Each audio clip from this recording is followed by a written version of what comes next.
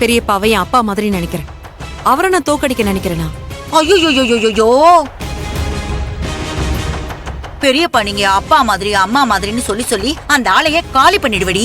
ஏற்கனவே உன் அப்பா அப்பான்னு சொல்லி பெத்த அப்பனையா 6 அடியில அடக்கிட்ட. இப்ப என் புருஷனை பெரியப்பா பெரியப்பான்னு சொல்லி 6 அடி கூட ஒரு 1/2 அடி சேர்த்து குழி தோண்டி புதைச்சலான்னு பாக்குறியா? பெரியம்மா, ஏன் இப்படி பேசிட்டு இருக்கீங்க? பேசாம பாட்டு பாட சொல்றியா? ஆனா ஒண்ணு மட்டும் நிச்சயம்டி, அடுத்தவன் சோத்துல மண்ணள்ளி போட்டா ஆளு வேணா 6 அடிக்கு வளரலாம், வாழ்க்கையில வளர முடியாதுடி. என் புருஷனோட தொழில காலி பண்ணி மூளையில உட்கார வைக்கணும் திட்டம் போடுறீங்களா? உன் என்னெல்லாம் பலிக்காதுடி, பலிக்கவே பலிக்காது. ஆனா ஒண்ணு, எங்களுக்கு குழிய பறிச்சுட்டு தந்திரமா அந்த ஆர்டர் எடுத்துட்டோம்னு ஆணவத்துல ஆடாதீங்க. நீங்க எப்படி இந்த ஆர்டரை பண்றீங்கன்னு நானும் பாக்குறேன்.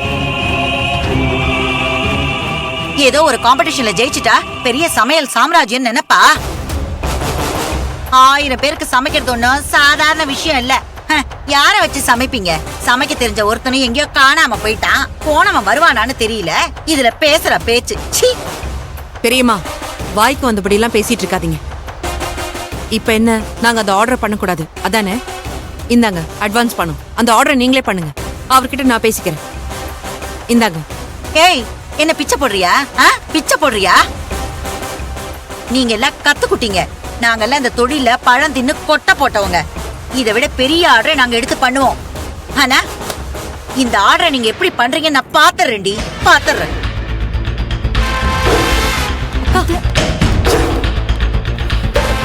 ஏன் கையில இவங்க இப்படி இருக்காங்க?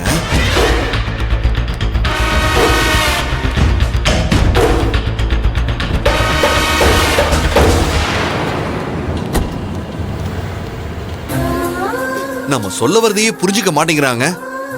விடு எழில், அவங்கள பத்தி தான் தெரியும்ல. நம்ம இத பத்தி பெரியப்பா கிட்ட பேசிக்கலாம். சிஸ்டர், அன்னைக்கே ஏழு ப்ரோ அவங்க அவமானப்படுத்தும் போது அவங்கள கடைக்குள்ள விட வேணான்னு சொன்னேன். நீங்க தான் யாருமே கேட்கல. அவங்க குணம் பழைய மாதிரி மாறிடுச்சு. இப்போ அவங்களுக்கு நம்ம குடும்பம் நல்லா இருக்குது பிடிக்கல. ஏதாவது பிரச்சனை பண்ணி நிம்மதியா வாழக்கூடாதுன்னு நினைக்கிறாங்க. ஆர்மங்கம், ஒருத்தங்க இப்படிதானே, அவங்க இப்படிதானே தெரிஞ்சதுக்கு அப்புறம் பேசி என்ன ஆக போகுது? நீங்க பெரியம்மாவை பத்தி மட்டும்தான் யோசிக்கிறீங்க. நான் பெரியப்பாவை யோசிச்சுட்டு இருக்கேன். எனக்கு தெரியும், இப்படி ஒரு ஆர்டர் நமக்கு கிடைச்சிருக்குன்னு தெரிஞ்சதுன்னா நிச்சயமா அவர் சந்தோஷம் தான் படுவாரு. அவர் நம்ம நல்லா இருக்கணும் தான் நினைப்பாரு. கையல், பெரியப்பா தப்பா நினைக்க மாட்டாருன்னு எனக்கும் தெரியும். ஆனா வடிவக்கா பேசிட்டு போனதுதான் ரொம்ப சங்கடமா இருக்கு.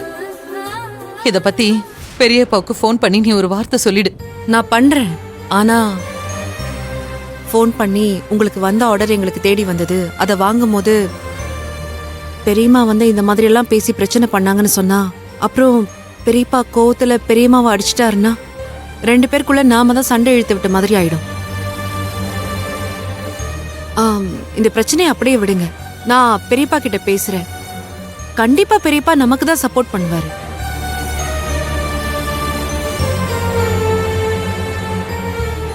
எழில், இன்னும் அவங்க பேசிட்டு போனதே நினைச்சு டென்ஷனா இருக்கியா? விடு, பாத்துக்கலாம். எனக்கு என்ன பத்தியோ அவங்க பேசுறத பத்தியோ பிரச்சனையே இல்ல. ஆனா அவங்க உன்னையும் குடும்பத்தை பத்தியும் தப்பா பேசுறத என்னால பொறுத்துக்கவே முடியல. அம்மா, நீங்களாம் யாரு? அவங்களோட சொந்தம் தானே. என்னமோ எதிரிகிட்ட பேசுற மாதிரி சாபலம் விட்டுட்டு போறாங்க. நல்லா இருக்க மாட்டேன்னு சொல்றாங்க. அப்போ நாம முன்னேறவே கூடாது இல்ல? கடைசி வரைக்கும் கஷ்டப்பட்டுக்கிட்டே இருக்கணும். வெளியே இருந்து நம்மளை எதிர்க்கிற 1000 எதிரிகளை கூட சமாளிச்சிடலாம். ஆனா கூடவே இருக்கிறவங்க நம்ம முன்னேற கூடாதுன்னு நினைக்கிறாங்க பாரு, அவங்களதான் எப்படி ஃபேஸ் பண்றதுன்னே தெரியல. எழில், கூட இருக்கிறவங்கள நம்ம எதிர்க்கணும்னு நினைக்க வேண்டாம். நம்ம எப்பவும் போலவே இருக்கலாம். நம்ம யார் வாய்ப்பையும் தட்டி பறிக்கல, யாரோட வாழ்க்கையும் கெடுக்க நினைக்கல. நாம நேர்மையான வழியில உழைச்சு முன்னேறணும்னு நினைச்சிட்டு இருக்கோம். இந்த மாதிரி பிரச்சனைகளை இன்னைக்கு நேத்து நாங்க சந்திக்கல. எங்க அப்பா இறந்ததுல இருந்து ஒவ்வொரு நாளும் வாழ்க்கையில ஒரு போராட்டத்தையும், நாங்க முன்னேறிடக்கூடாதுன்னு நினைக்கிற ஒரு கூட்டத்தையும் எதிர்த்து வாழ்ந்துகிட்டு தான் இருக்கோம். அது எங்களுக்கு பழகிடுச்சான்னு தெரியல. ஆனா உண்மையாவே ஒரு பக்குவம் வந்துருச்சு. நம்ம கண்ட்ரோலை மீறி நடக்கிற விஷயத்துக்கு நம்ம ரியாக்ட் பண்றதுனால எந்த யூஸும் இல்லைன்னு நல்லா புரியுது. அது அப்படியே சைலண்டா விட்டுட்டு கடந்து போறதுதான் நமக்கு நல்லது. சிஸ்டர், இப்போ நமக்கு அவங்கள பத்தி பிரச்சனை இல்லை. இப்போ நம்ம அந்த ஆர்டர் எடுத்து பண்றோமா இல்லையா? இது என்ன கேள்வி? கண்டிப்பா பண்றோம். நமக்கு யாருன்னே தெரியாத ஒரு மனுஷன் நம்மளை நம்பி இந்த ஆர்டர் கொடுத்துருக்காருல்ல, அந்த நம்பிக்கையை காப்பாற்றணும். அதுக்காகவே எடுத்து பண்றோம். நம்மளால முடியாதுன்னு சொன்னாங்கல்ல, நம்மளால முடியும்னு காட்டுவோம். இது மூர்த்திக்காகவும் தனா அக்காவுக்காகவும் நம்ம ஆரம்பிச்ச ஹோட்டல். இதுல யாருக்காகவும் காம்ப்ரமைஸ் பண்ணிக்க வேண்டாம். அவங்க முன்னேற்றத்துக்கு கிடைச்ச ஒரு வாய்ப்பா இது அமையும்னு நான் நம்புறேன். நீ என்ன சொல்ற? நீ சொல்றது எனக்கு ஓகே தான். அப்புறம் என்ன, ஃப்ரீயா விடுங்க. இதை பத்தி பேசி டைமை வேஸ்ட் பண்ண வேண்டாம். அடுத்து என்ன பண்ணலாம்னு யோசிப்போம்.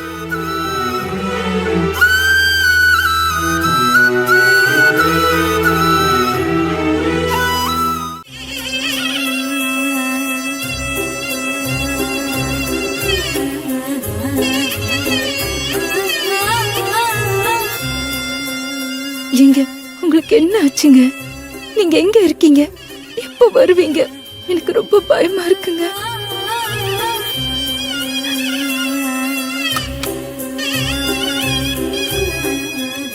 என்னாச்சு? நீ ஏன் அப்படியே நின்னுட்டு இருக்கீங்க? கையில் என்னாச்சு? வந்து